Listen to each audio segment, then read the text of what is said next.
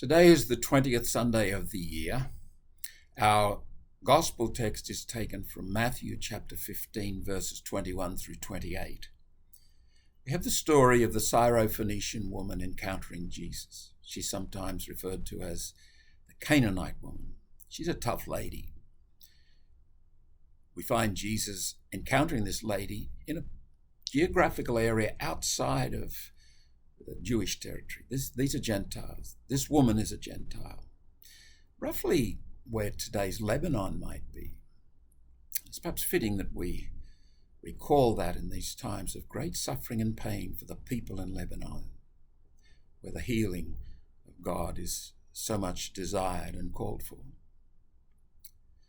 But there's a principle evident in Jesus here. The Syrophoenician woman helps Jesus to discover it, or to remember it, and it's this: rules and regulations, laws and customs, yes, and even belief systems are there for reconciliation. That is the major work of the Incarnation, to reconcile people with God and with each other. It's about relationships, the healing and the developing, and the nurturing of relationships. It's not about the building of an empire which rules, regulations, laws, belief systems might enhance. It's about God reaching out to people, loving them into freedom.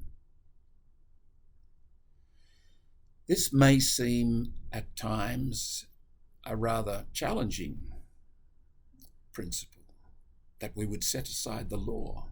Surely this opens up to some craziness. Well, it does require maturity and wisdom to understand and apply.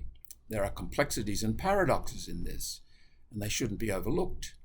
Jesus was no anarchist. He wasn't a revolutionary. Jesus wanted the law, respected the law, but he knew the limits of the law. In this time of the coronavirus, it's as well for us to recognize this too, because there are lots of laws that we face today which we find inconvenient. It blocks the normal flow of our taken for granted worlds. We don't like it. And in an age of individualism, and dare I say it, sadly, selfishness, people rebel against those laws and claim exceptions, or simply defy the law. That is right outside the scope of what Jesus is saying. Jesus is in favor of the common good, and these laws restricting our behavior so that the virus can be contained, if not suppressed altogether, these are for the common good. When people act individualistically, claiming their right, seems to me that is a defiance of what Jesus is on about. St. Thomas Aquinas wrote of this. He used a Greek word which he borrowed from Aristotle called Epikeia.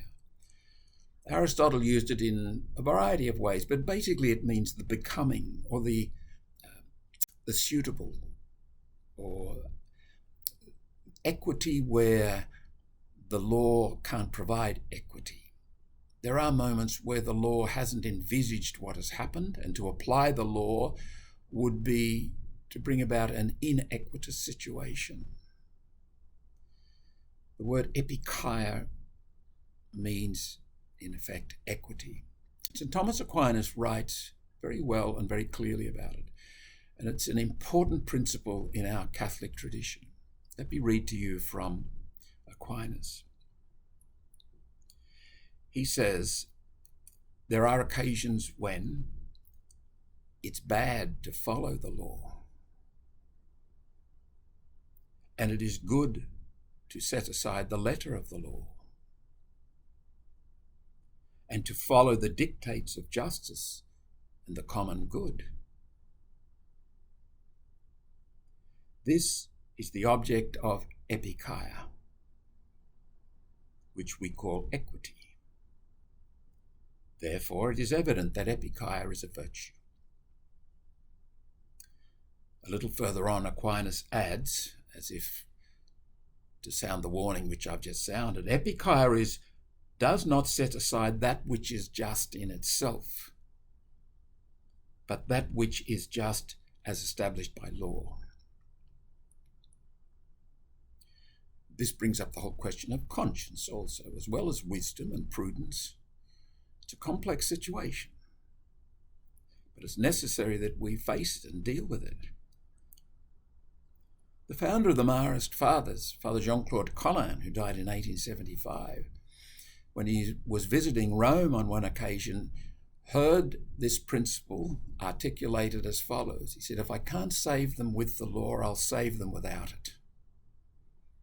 In other words, as a Marist, as a person whose vocation it is to serve people with the mercy of God, there are times when we will encounter moments where the law can't be applied.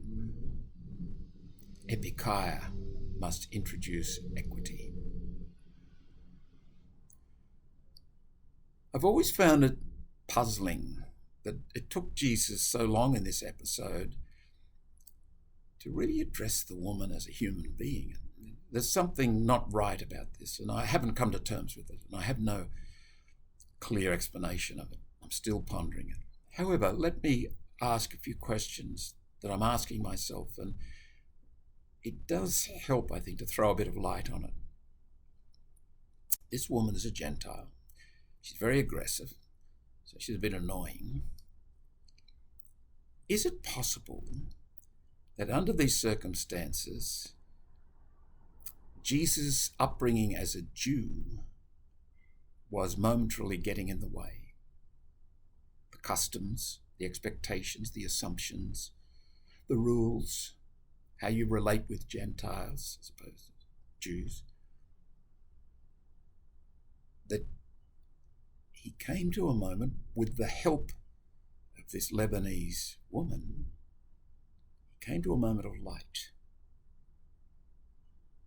It hit him.